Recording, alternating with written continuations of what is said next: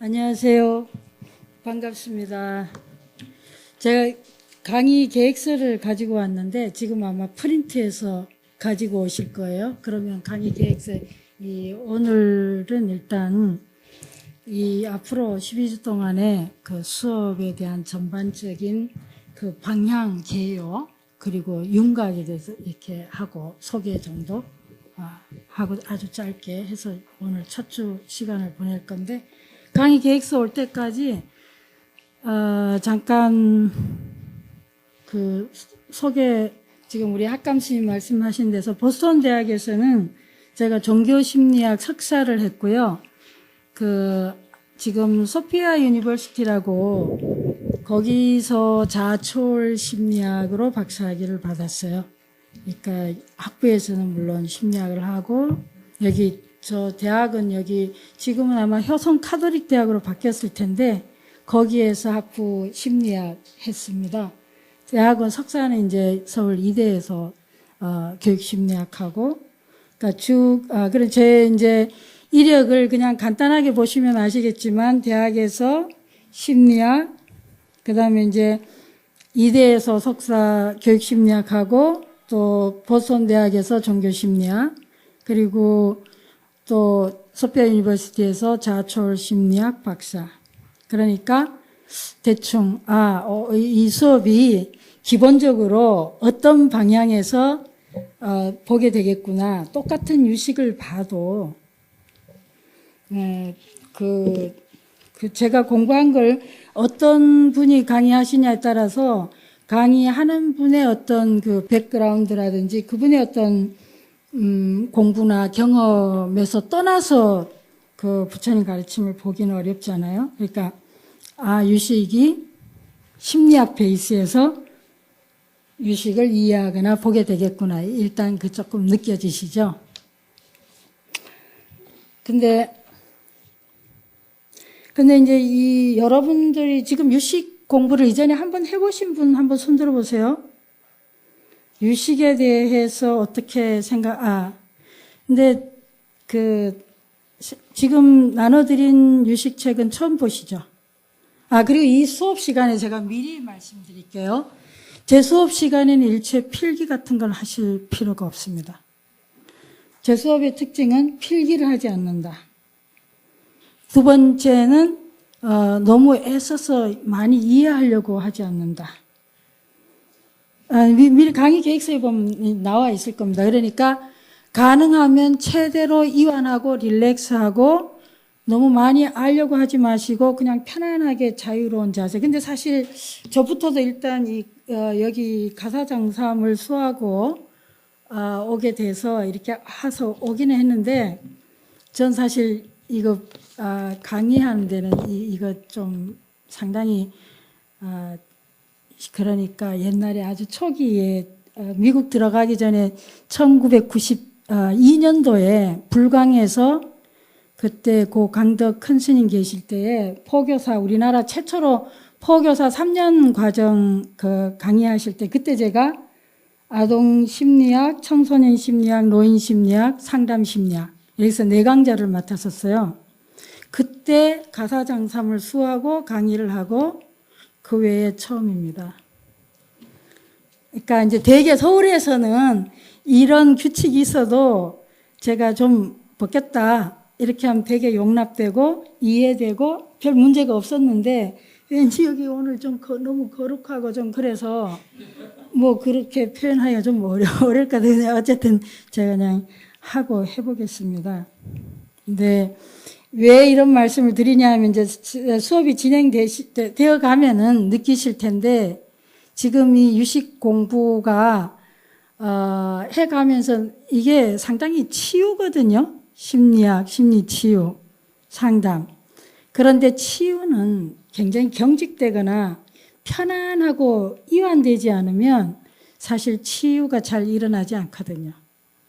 그래서 가능한 한 최대로 그냥 편안하고 이완되고 자유로운 그런 분위기에서 여러분의 그냥 있는 그대로의 이 마음 상태가 이 수업을 통해서 그냥 이렇게 나올 수 있어야 되는데, 만약에 이제 외형적인 거나 어떤 형태에 의해서 막 이렇게 너무 경직되면 사실 거의 그 수업의 효과가 상당히 많이 반감되거든요.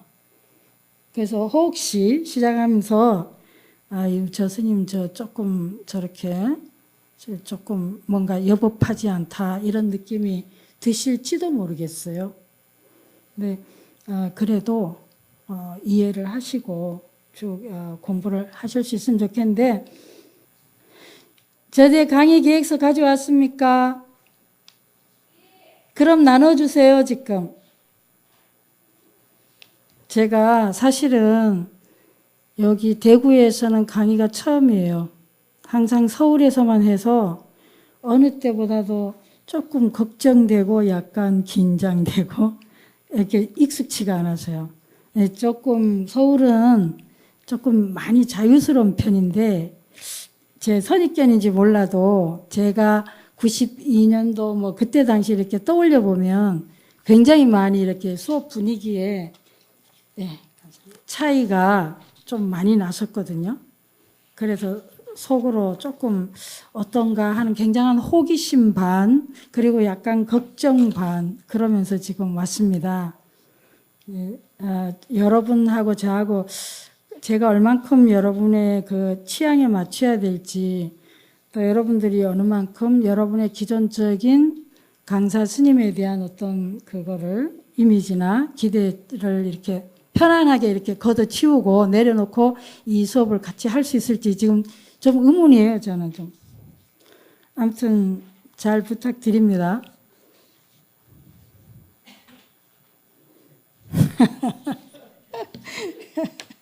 제 수업 한 번이라도 들어보신 분 혹시라도. 한 분 계시네요. 어디서요? 저기 마곡사요? 예, 반갑습니다. 첫 번째였나요? 두 번째요? 예. 자, 받으셨어요? 그럼 한번 보세요. 강의 계획서. 제목은 유식이고, 강사는 서강스님, 매주수에 다 아시고요. 목표입니다. 이 수업을 앞으로 12주 동안에 어떤 수업의 목표를 갖냐면은 우리는 유식 30성을 통해서 첫 번째 보세요. 긍정적인 개인적 성장과 이해를 제공한다. 두 번째는 가족, 직장, 사회생활에서 인간관계 증진 및 소통을 촉진시킨다. 세 번째는 자연, 환경과의 연기적 관계 이해를 목표로 한다 되어 있습니다. 옆에 쬐끄만한 글씨로 영어에 부담스러우면 영어는 그냥 무시하세요. inner mind.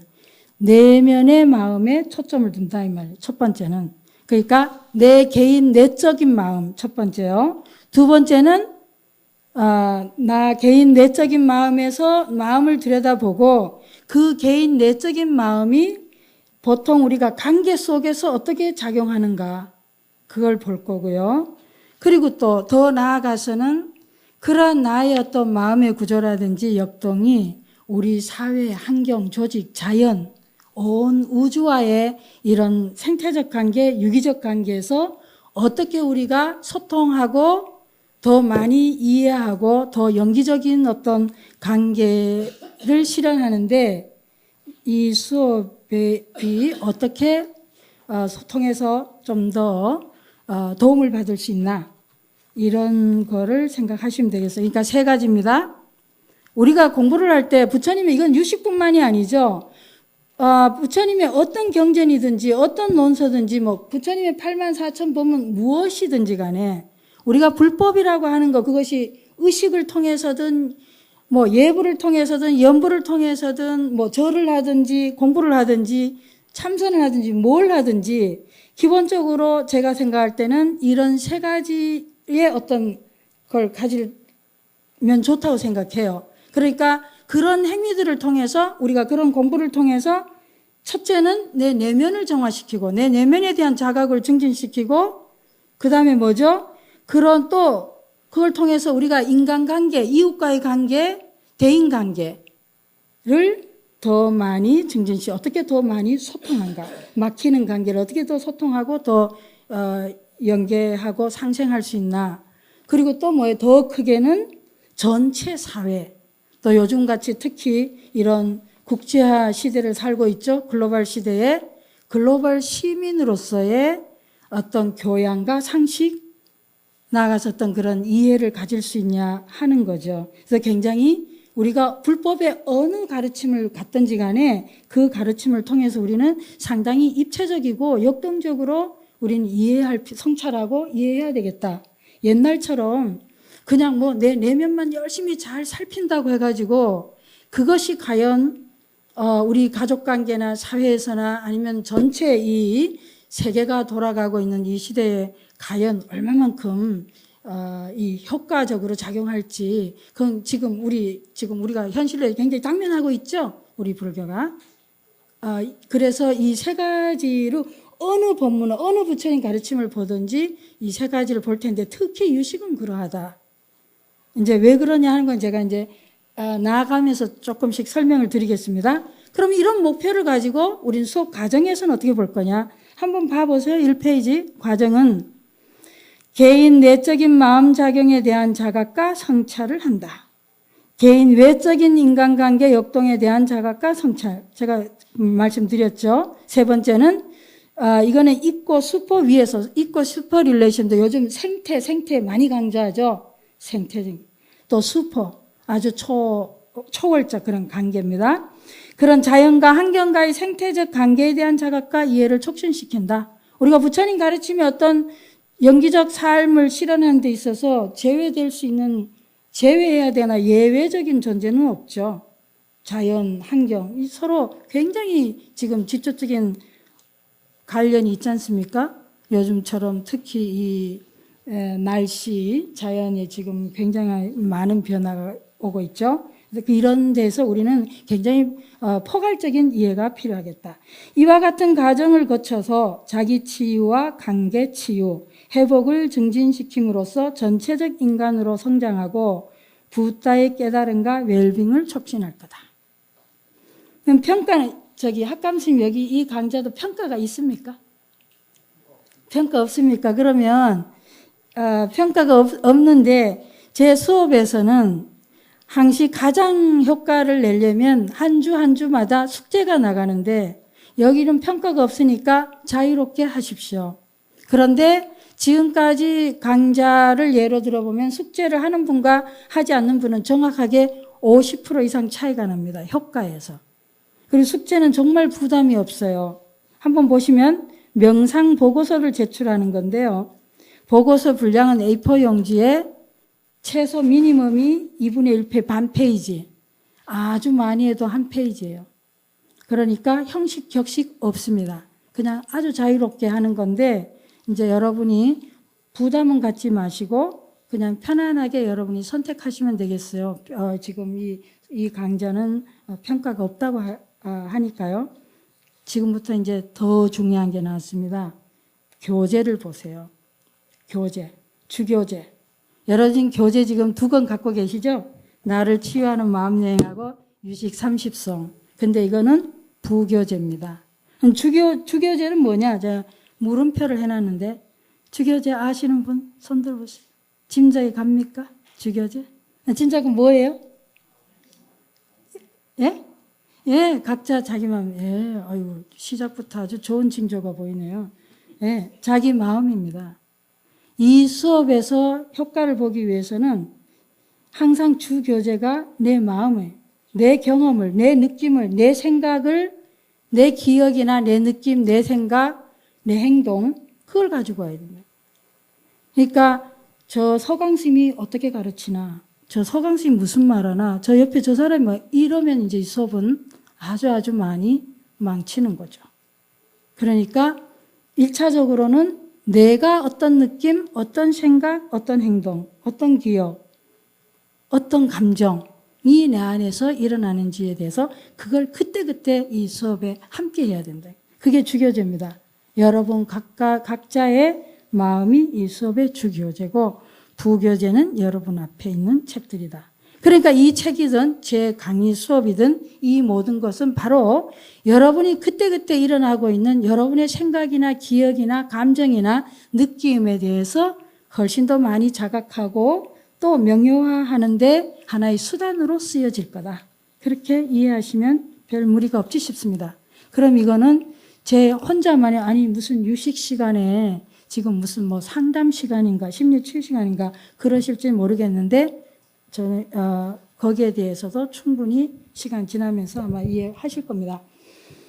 근데 이렇게 하는데 왜 그럼 이 교재 밑에 한번 보실래요? 지금 제가 아마 여기 우리 계시는 스님들은 강원에 다니시면 뭐 서산대사의 성가기감 정도는 다들 달달 외우고 계실 거예요.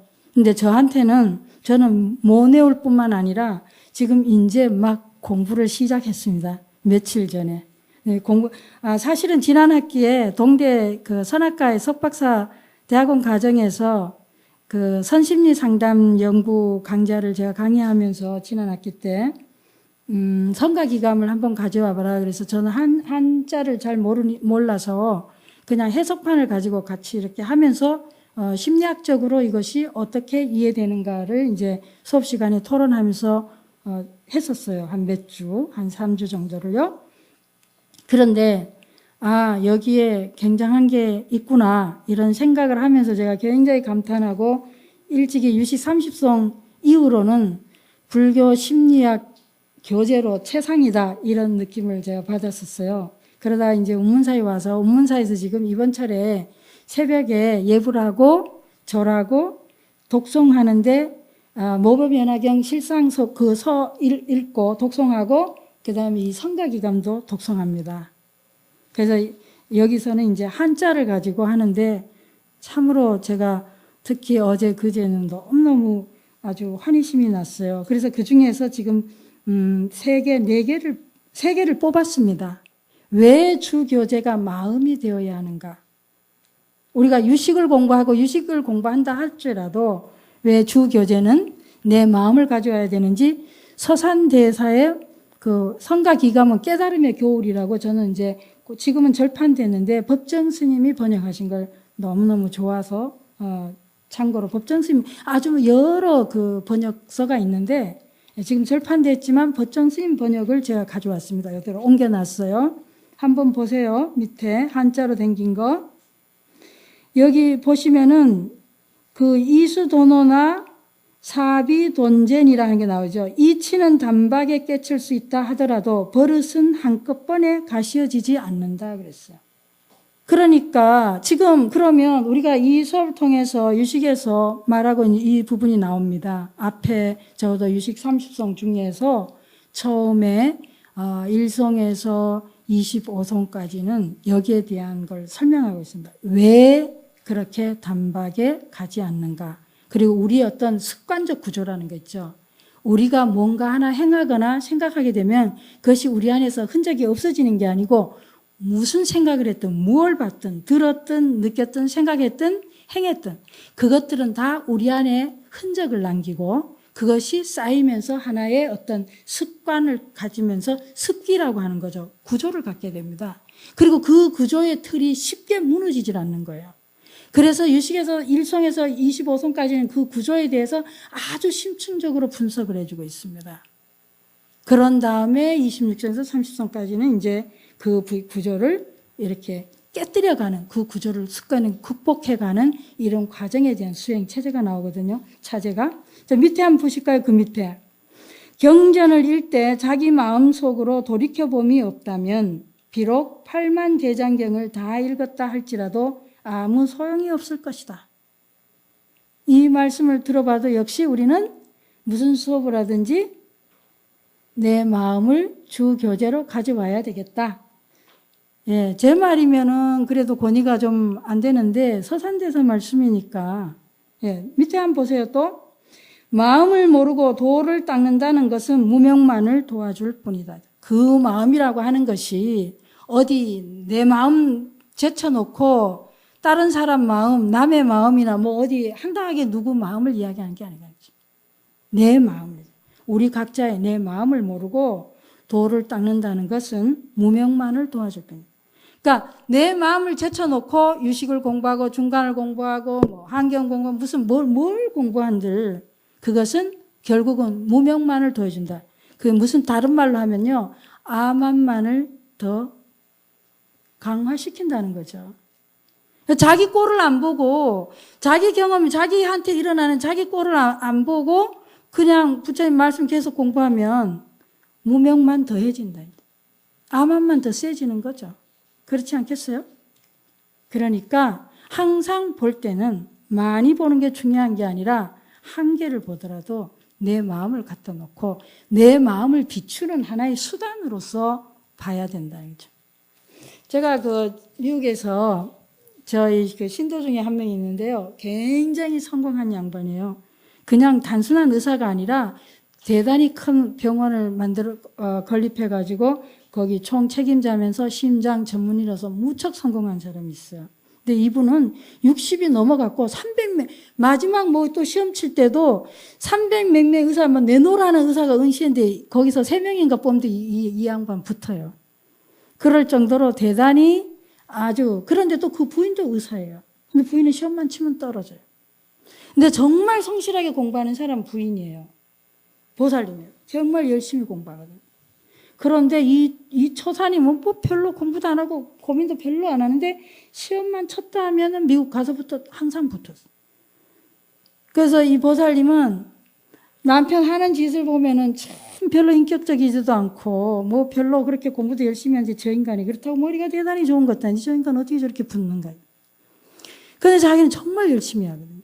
쉬지 않고. 그런데도 시험이 떨어지는 거예요. 제가 그러면 이제 시험 보는 비법을 이제 그 여사님 만나서 시험 어떻게 보냐 물었어요.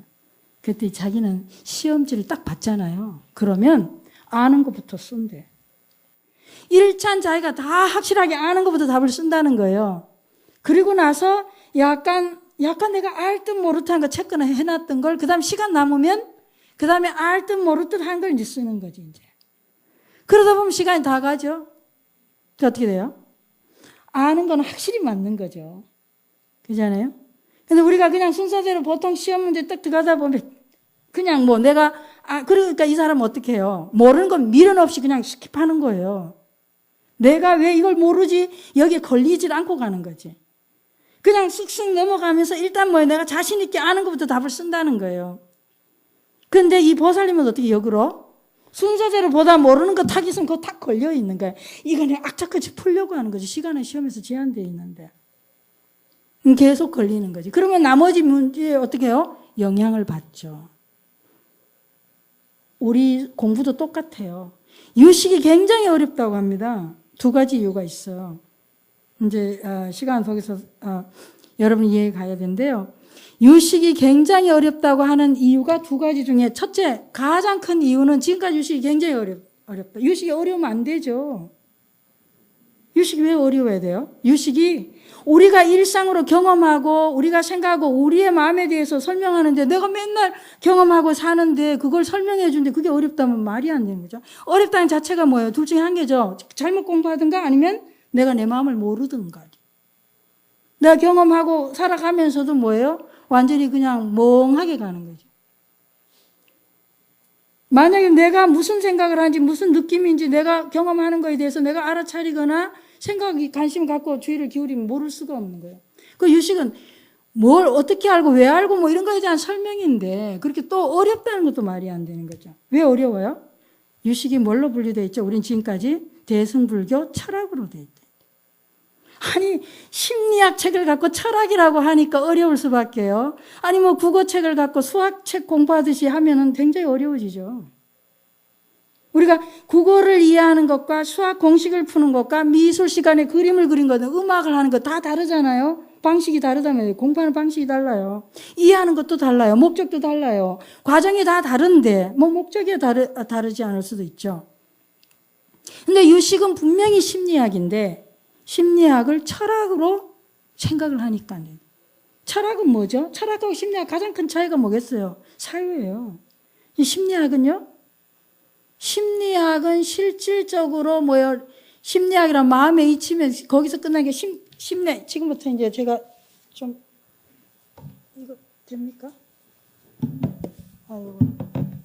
여러분이 이해하시면 제가 요거는 좀 가사만 좀 탈했으면 좋겠어요. 이거 왔다 갔다 해야 되니 붙잡고 괜찮겠습니까, 학감스님? 네. 왜 유식이 심리학이냐? 제 얘기뿐만 아니라 지금 원래 심리학이 철학에서 나와 분파됐어요. 근데 그런 그 옛날에 심리학이 없었던 건 아니고 다만 그냥 철학 속에서 심리학이 한 분파로 있었어요. 서양 심리학 같은 경우는. 근데 이제 우리는 계속 중간하고 엮어가지고 유식을 같이 대승 불교의 양대 철학을 하는데 그거는 정말 천만에 만만에 이거는 유식에 대한 아주 이해가 안 된 거죠. 유식을 우리가 심리학이라 했을 때는 심리학이라고 말하면 동양 심리학이든 서양 심리학이든 심리학은 반드시 이 두 개의 그걸 갖고 있어요. 이론적인 것과 실습을 이 두 개를 병행하고 있습니다. 심리학은요. 이론적 측면하고 실습이에요. 이론에서는 심리학 이론에서는 뭘 다루냐 하면은 인간의 행동, 특히 뭐요? 마음에 대한 게. 마음이 어떻게 구성되어 있으며 어떻게 작용하며 그런 거에 대해서 이야기하는 거고 또 그리고 또 여기에 대해서 마음에 대한 어떤 뭐 병리적 구조라든지 아니면 건강 구조라든지 건강한 것이 어떤 것이 이런 거에 대한데 실습에 들어가면 어떻게 돼요? 왜 건강한 마음의 구조가 그렇게 전개되고 발달되고 또 왜 불건강한 마음은 왜 병리적인 마음은 어떻게 발생하고 그리고 어떻게 치유할 수 있는가 이런 거에 대해서 밝히는 거예요. 그리고 건강한 마음을 유지하기 위해서 또 어떻게 예방하거나 해야 되는지에 대한 어떤 그런 모델에 대한 이야기, 이론 모델을 갖고 있는 거거든요. 이 두 개를 반드시 갖고 있는데 이것이 우리가 심리학이라고 안 하고 유식에서 우리는 이 파트를 우리가 교학이라고 하면 되죠. 이건 실천 수행이라고 하면 되거든요. 실천 수행. 그러니까 이 불교에서 가장 완벽하게 어느 한 권을 정말 불교 심리학을 대표할 만한 가장 완벽한 한 권을 들으라면 단연코 유식 30성이에요. 이 이론적 측면을 완벽하게 잘 갖추고 있고 마음이 어떻게 구성되어 있으며 마음이 어떻게 작용하며 마음이 어떻게 병리적인 구조는 어떻게 나오고 건강 구조는 어떻게 나오는가를 아주 너무나 심층적으로 깊이 있게 다루고 있으며 그 다음에 실습적인 거는 이 부분은 또 어떻게 그러면 우리가 건강한 마음을 갖기 위하여 어떤 수행을 하고 어떤 노력을 하고 어떻게 치료해야 되는지에 대해서도 완벽하게 잘 나와 있습니다. 유식이 30개의 개성으로 되어 있는데 그 가운데 1성에서 25성까지는 바로 이 이론적인 측면을 잘 커버하고 있어요. 그리고 그 다음에 실습은 26성에서 30성까지 되어 있습니다. 그런데 만약 이것을 철학으로 이해해가지고 치유적 관점에서 보지를 않고 철학적인 걸로 이해에 들어가면은 굉장히 난해하고 개념, 관념 그런 거에 대한 굉장히 난해해지죠. 그래서 아주 어느 관점에서 내가 들여다보느냐에 따라서 아주 많이 달라지는 거예요. 근데 유식은 제가 미리 말씀드려야 되는 게 뭐 유식이 그럼 유식 30성이 전부냐 그렇진 않는데 유식 30성은 제 얘기가 아니고 공부한 학자들의 세계적으로 권위 있는 학자들의 견해가 유식 30성은 불교 부처님 가르침의 완성본이라고 합니다. 실제로 앞에서 중간 공부하셨죠. 영수보살이 150년에서 250년 사이에 나왔고 유식은 뭐예요? 그때가 2, 3세기인데 지금 뭐죠? 4, 5세기예요. 그 이후로 어떤 불교의 어떤 교리나 가르침이 이렇게 체계화돼서 나온 건 없잖아요. 굉장히 불교의 완전히 이론적 정수를 그야말로 뽑아서 완전히 체계화시킨 겁니다. 그래서 불교 심리학으로서의 그 책으로도 하나의 단행본으로도 굉장히 완벽하게 이 두 개를 잘 갖추고 있고 그리고 교학적인 측면에서도 상당히 아주 포괄적으로 물론 이후에 성유신론을 봐야지 유식 30성 가지고 뭐 여기에서 무슨 근거가 어떻게 찾아지냐 이건 좀 어려울 수도 있겠어요. 그렇지만 그 성유신론 보시면 아시겠지만 그때 당시에 세친 보살의 이론 나오고 나서 10대 논사들이 쭉 해놓은 것들을 보면 정말로 대단하죠. 근데 실제로 세친 보살이 그때 당시에 그 세친 전기를 보면요. 뭐 그렇게 많이 나와 있지는 않는데 구마라지 전기에 쓴 세친 보살을 보면은 이미 그때 당시에 이 세친 보살은 본인이 강의하고 벌은 걸로 전부 다 뭐 했냐면 병원 짓고 그리고 수도원 짓고 그리고 사람들 공부시켜서 장학금 되고요. 이미 그때 당시에 지금 하고 있는 일이 굉장히 실천적인 사람이에요.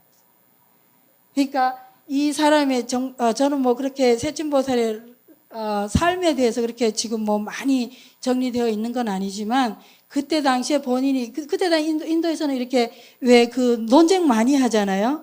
그래서 논쟁에서 이기면 이제 그 생기는 보시 있는데 그 보시도 본인이 쓰지 않고 다 후학 양성하고 병원 짓고 학교 짓는데 돈을 썼다 이렇게 나오고 있어요. 그리고 이 세친보살님이 불교의 교리에 손을 대면은 굉장히 교리를 구체화시켰다는 말이 나옵니다. 구체화시켰다는 얘기는 우리가 굉장히 그 이전에 영수 보살님이 이야기한 것들은 굉장히 보면 굉장히 논리적이고 아예 그 공이 어떻고 열반이 어떻고 진짜 진정한 가르침의 핵심이 뭔가 이런 거에 대해서 계속 타파해서 논리적으로 설명을 했다면 이분은 그렇게 한 게 아니라 그렇게 했을 때 일어날 수 있는 그러니까 중론은 철저하게 철학이죠. 제가 사실은 이 수업을 위해서 또 하나 여러분 앞에 보니까 중간 공부를 4시간인가 하셨더라고요. 그래서 저도 네 강좌를 김성철 교수님 4강좌를 지금 제가 이번 주에 듣고 왔어요. 이게 조금 더 건의 있는 김성철 교수님 아신지 모르겠는데 그래서 국내에서 이제 경주 동국대에 계시는 분인데 중간 영역에서는 상당히 인정을 받고 계시는 분으로 알고 있어요. 그런데 그분 강좌를 제가 들었습니다. 그 김성철 교수님 강좌에서 중론에 대한 딱 얘기를 뭐를 했냐면 중론은 소지장을 치료하는 거다 이렇게. 우리가 인지장애, 소지장애 하는 말이 있어요. 유식에 뒤에 가면 나오는데 소지장애 뭐냐 하니까 이거는 바로 인지장애를 사고적인 모순이에요. 사고적인 그 그릇된 사고, 그릇된 생각. 이게 인지장애고 그렇지만은 번뇌장은 해결을 못한다. 그럼 요건 뭐예요? 소지장애요? 어디서 나요? 머리 굴려서 나오는 거예요. 얘는 뭐죠? 얘는 아예 정서적으로 가슴이에요. 감정 파트예요. 이 파트는 치료가 안 된다고 나오죠. 여기에다 포커스를 맞췄어요. 그래서 제가 이 강의를 듣고 너무너무 김성철 교수님이 있어서 참으로 반갑다 이런 생각 많이 들었어요. 그 강의 들으면서. 정말 여기서 유식은 이 두 개를 동시에 다 같이 해결합니다. 근데 보면은 혹시 중간 중심에 이 중론 중심에 이야기할 때 자꾸 유식을 철학으로 끌고 와가지고 뭐 유식 무경이니 어쩜 저쩜 나오는데 정말 그거는 아무 상관이 없어요. 우리는 한 가지 반드시 심리학적 관점에서 치유적으로 이해할 때 하나 생각해야 될 게 뭐냐 하면은 내가 저걸 알았을 때 내가 그것을 이해했을 때 그것이 내 마음을 어떻게 더 가볍게 해주냐. 그것이 내 고통을 어떻게 더 덜어주느냐. 그것이 내 주변에 있는 사람을 어떻게 내가 더 많이 사랑할 수 있게 해주냐. 내 주변에 내 인연과의 소통을 더 많이 어떻게 증진시켜 주느냐의 면에서 그것이 어떤 공헌도가 없다면 그 가르침을 굳이 치유해서는 의미가 없다. 그러니까 아까 제가 그 미국에서 그 예를 들었듯이요. 그 거사님처럼 이 수업에서 가장 중요한 게 뭐냐니까 애써 너무 많이 알려고 하지 말아요. 무엇을 알든지 간에 그냥 한두 개 알면 그 아는 것으로 너무 충분하다니까요. 왜? 일상 속에서 우리는 실습을 해야 되거든요. 이 자리에서도 자각해가면서 가야 되거든요. 그러니까 여기 왜 내 마음을 가져와서 시작해야 되냐면은 자각이 바로 치유기 때문에요. 알아차림이 치유다. 이건 하나의 그 구호로 이해해 두세요. 알아차림이 치유다. 자각이 치유다는 거예요. 알아차림이죠. 뭐가 치유냐. 알아차리는 게 치유다. 네, 다시 교재로 넘어가서요. 2페이지 한번 보실래요? 그 맨 마지막 끝에 1페이지 보시면 효과적인 수업 자세를 위한 마음가짐이 나옵니다. 이 수업에서 어떤 마음가짐을 가질 때 가장 효과적이냐. 이 시간이 의미 있는 시간이냐. 내가 그냥 낭비하는 게 아니라 내가 그냥 또 하나의 정보를 그냥 내 안에 집어넣고 내가 또 하나의 어떤 개념을 그냥 갖고 내가 좀 이런 것도 공부했다, 이런 걸 안다, 이런 거에 대한 간접적인 이런 거를 내 안에 그냥 축적시키는 것이 아니라 정말로 내가 좀 더 가벼워지고 내 고통이 좀 더 덜어지고 내가 사람이나 세상과의 관계 속에서 더 많이 소통하고 더 편안해지고 그렇기 위해서 어떻게 이 수업을 하면은 그렇게 되나 했는데 효과적인 수업 자세가 MBSR이라고 들어보셨는지 모르겠어요. MBSR 들어보셨어요? 마인드풀니스, 사념처요. 스트레스 완화를 위한 사념처 기법. 그 존 카바찐이라고 유명한 MBSR 처음으로 만든 사람이 이번 11월에 한국에 와요. 그래서 서울에서 워크숍을 하는데 이 사람 여기서 이제 마음가짐 7개를 제가 가지고 왔습니다. 뭐냐면 알아차림에 필요한 7가지 기본 자세인데 한번 보세요. 근데 이 수업에서 꼭 필요해요. 판단하지 말아요. 수업하면서 유식을 공부하면서 이 시간에 안에서 이런 거 판단하지 말아요. 뭐 자꾸 판단하려고 그러게 돼요. 특히 저 같은 경우는 제 수업 태도나 제 수업의 특징이 좀 산만하거든요. 별로 이렇게 그리고 또 실컷 듣고 나는데 끝에 가보면 뭐 별로 배운 게 없게 느껴요. 당연하죠. 배운 게 없어요. 우리가 다 먹고 나면 어때요? 제대로 먹었으면 남는 게 있는 게 아니지. 소화시켜서 없어져야 되는 건데 뭔가 수업을 했는데도 정신적으로 양식이 되는 것들이 여전히 내가 뭔가 수첩으로 공책으로 뭐 끌고 가는 건 뭐예요? 내가 먹고 소화시키지 않았다는 얘기밖에 돼요. 배우는 게 많다라고 느낀 것 자체가 좀 어색한 일이에요. 나중에 또 서산대에서 뒤에 보면 또 나오는데 제가 오늘 그건 안 가져왔네요. 그러니까 그리고 또 아무리 머리 좋고 뛰어나도 수업하면서 1시간 하면서 우리의 그 기억 능력이나 이해 능력이요. 서너 가지 이상을 가질지 못합니다. 다 그냥 가감하게 그 시험 친 그 성공한 의사 교사님처럼 가감하게 내가 뭐 좀 난해하다, 어렵다 그런 거 그냥 미련 갖지 말고 그냥 여기 적지 마시고 그냥 잊어버리시는 거예요. 내가 명료하게 기억할 수 있는 거, 내가 명료하게 그냥 공감할 수 있는 거 그런 거 한두 가지면 이 수업으로 충분하다는 거예요. 그러니까 괜히 어렵고 복잡하고 이해 안 되는 거 자꾸 알려고 하실 필요가 없겠다. 사실은 무수히 많이 제공되지만 정작은 그중에서 나하고 딱 맞닥뜨려지는 거, 내 스타일, 내한테 맞는 거 한두 개 그냥 내 인연 짓는 거거든요. 그러니까 여기 수업에서 제대는 그리고 또 혹시 이미 이게 뭐야 내가 생각했던 유식이 아니잖아 이렇게 생각하실 수도 있겠는데 그런 분들 위해 나중에 되면 또 제 수업에서 가끔은 그런 피드백이 나옵니다. 유식에 대한 기원이라든지 뭐 개념적으로 좀 잘 알고 싶다. 교학적으로 그런 분들을 위해서 제가 앞으로 어떤 공부를 해서 도움을 드려야 될지 아무도 모르겠는데 그렇지만 더 중요한 것부터 하죠. 시간이 되면 더 하고요. 근데 할 때 무슨 내용이 나오든지 간에 그냥 거기에 대해서 어떤 판단하지 말라는 얘기는요. 어떤 결론을 짓거나 마침표를 찍지 말라는 얘기. 내 안에 생각이 일어나잖아요. 그게 지금 그렇다, 아니면 이렇다, 뭐 이렇게 자꾸 분석하고 해석하고 이렇게 판단하지 말라는 거예요. 그 판단 안 하려면 뭐죠? 굉장히 인내가 필요해요. 두 번째 인내입니다.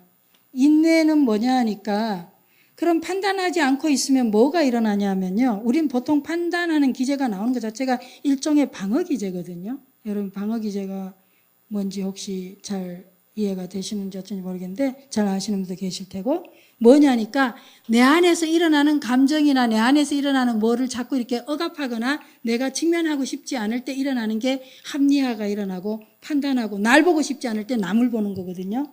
내 꼴 보기 싫으니까 남의 꼴을 보는 거예요. 투사죠. 그런데 이제 판단하지 않게 되면요. 자꾸 내 꼴을 보는 게 괴롭습니다. 힘겨워질 수 있어요. 그럴 때 자기 문제의 직면을 해야 되니까 인내심이 좀 필요할 거예요. 할 수 있습니다. 그러고 인내심이 필요한 이유는 자기를 또 판단하게 되거든요. 그래서 부정적으로 받아들이게 되거나 생각할 수가 있기 때문에 그런 여러 가지 의미의 인내가 필요하다. 그래서 그러지 않으려면 뭐가 작동시켜야 되냐면 초심입니다. 근데 초심이라고 하는 게 우리가 초심을 유지하라는 얘기는 쉽게 얘기하면 이고를 작동시키지 말라는 얘기예요. 이고가 뭐죠? 자아를 작동시키고 아집을 작동시키지 말라는 얘기예요. 그러니까 우리가 공부를 할 때에 릴렉스하는 이유는요. 가장 릴렉스하지 않고 있으면 내가 지금까지 배운 거하고 저 내용하고 저게 어떤가 이렇게 하면 계속 머리 굴리는 것밖에 안 되거든요. 그럼 정말로 나는 체험이 없는 거죠. 시간 낭비를 많이 하게 돼요. 그러면 내가 이 수업을 통해서 우리는 부처님 가르치면 어느 것이든 뭐예요? 궁극적 목적은 그 가르침을 배계로 해서 내가 나와 만나는 거거든요. 내가 나와 만나야 되는데 내가 이런 가정을 초심을 갖지 않으면 이거를 작동시키면 내가 나와 만나는 기회를 놓친다 이 말이죠. 그러니까 초심을 유지해야 된다. 그 다음에 믿음. 이건 제 수업에 이건 다른 믿음을 얘기하는 건데요. 여기서는 제발 필기하지 마시라. 필기해가지고 많이 가져가시는 것 같지만 돌아서서 보면 남는 게 없다. 그러니까 그냥 편안하게 그냥 물 흐르듯이 흘러버리시면서 릴렉스 하시면서 그냥 건져지는 것만 건져라. 그래도 두세 개는 건져지거든요. 만일에 전혀 한 개도 못 건진 분들을 위해서 제가 한 개 정도는 필기를 해드릴 수도 있어요. 그래서 여러분한테 강조해서 드리니까 여러분들이 저거 뭐 많이 기억해야지 뭐 지금까지 공부했는 거 얼마나 그렇게 많이 되겠어요. 이게 내가 내 안에서 내 옆에 끌고 가잖아요. 그건 내 것이 나요. 내가 그때 그저 느끼고 생각하고 그리고 그냥 미련 없이 보내라는 거예요.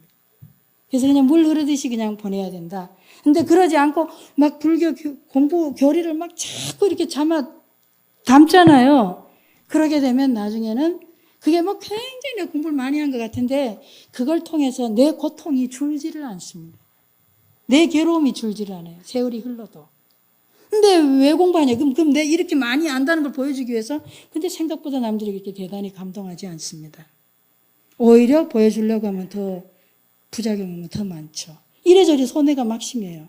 그러니까 귀한 시간 오셔서 귀한 인연에 우리가 공부하는데 최대 효과를 내는 방법 중에 한 개는 저 말을 믿으시고 릴렉스 하시고 저거 내가 좀 적어야 되지. 특히 평가도 없잖아요. 시험도 없는데 뭐 한다고 내가 열심히 그렇게 적을 거 수고할 거냐. 그냥 즐기시라. 제가 그냥 앞에서 이래저래 움직이는 거 그죠? 재밌다 하고 가능하면 즐기시라. 그러다 혹시 졸리면 그냥 조금 조시고 일어나서 운동도 하시고. 자, 그 다음에 무리하지 마라. 그러니까 무리하지 말라는 거예요. 무리하게 되면 반드시 탈을 보게 돼 있어요. 공부는 무리해서 하는 게 아니다. 우리는 공부를 어떤 공부든지 내가 더 좋아지려고 하는 거지 부담을 잔뜩 안아서 괴로우려고 공부하는 게 아니니까 무리하지 마시래요. 여기 공부해서요. 절대 무리하지 마시고 모르는 거 억지로 알려고 하지 마시고 그러면 정말로 진짜 내가 알아야 될 어떤 것들이 본연의 내 안에 하나 하도처럼 잡혀오는 게 있거든요. 그러려면 근데 우리는 그런 습이 안 돼 있기 때문에 여러분이 아마 굉장히 괴로우실 거예요. 제 수업에서 제가 필기를 못하게 여기서는 그렇게 강압적으로 안 할 겁니다. 왜냐하면 여긴 서울이 아니고 대구라서 좀 무섭거든요. 대구를 제가 경험이 없어서 잘 모르겠어요. 서울 같으면 어느 장소를 막론하고 과를 막론하고 제가 가감히 하는데 전 정말 대구에 경험이 없어서 아주 얌전하게 제가 할 생각입니다. 그래서 여러분 근데 제 얘기를 부디 믿어주시길 바라겠어요. 이완해라는 게 릴렉스 하시라는 거예요. 불안하면 공부가 잘 안 됩니다. 그리고 불안하면 내 마음이 잘 이렇게 표현하지를 않아요. 내 느낌이나 내 생각이나 내 기억이 잘 이렇게 나오질 않습니다. 릴렉스하고 이완해야 최고의 풍부한 주교재를 여러분이 가질 수가 있다. 가장 좋은 교재. 그러기 위해서 이완하셔라. 그리고 수용해라 하는데 뭐냐면은 수용은 뭐예요? 저항하지 말라는 거죠. 설사 내가 좀 질투하는 게 기억 떠올랐다 해도 그럼 얼른 없애려고 하거나 질투는 안 좋은 거니까 이게 판단하면 안 되고 그다음 그걸 저항해서 밀어내지 마시고 내가 좀 질투하는 거 좀 질투하면 어때요? 그냥 질투하는구나. 그러니까 질투하고 있거나 그냥 바라보라는 거죠. 이게 간법 아니에요? 그냥 보는 거예요. 알아차리기만 해라는 거죠. 반응하지 말라는 거예요. 또 내가 지금 괴롭구나 아니면 뭔가 떠올랐어도 그것을 그냥 계속적으로 그냥 알아차리기만 하지 거기에 대해서 거부하거나 부정하거나 뭔가 수를 쓰지 말라. 한 생각 일어나면 어긋난단 말이 나오던데 참 이게 한자를 이게 생각나면 참 좋은데 생각나신 거 있죠? 한 생각 일어나면 어긋나. 애웠는데 잊어버렸다. 그때 바로 지금 이거예요. 수용해요.